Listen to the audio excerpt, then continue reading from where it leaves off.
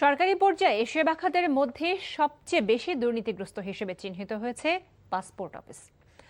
TIB এর প্রতিবেদন অনুযায়ী পাসপোর্ট সেবায় ঘুষের শিকার হওয়া খানার হার জাতীয় পর্যায়ে সর্বোচ্চ ৭৬.৬%।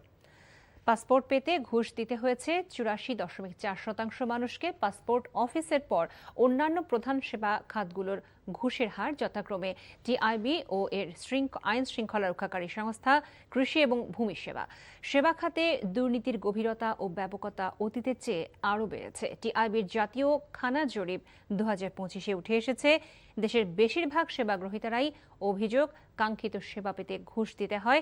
এই অবস্থায় দুর্নীতি প্রতিরোধে সরকারকে কার্যকর উদ্যোগ নেওয়ার আহ্বান জানিয়েছেন টিআইবির নির্বাহী পরিচালক ডক্টর ইফতেখারুজ্জামান। দুর্নীতি দমন কমিশনের যোগ্য ও সৎ ব্যক্তি নিয়োগের তাগিদও দেন তিনি।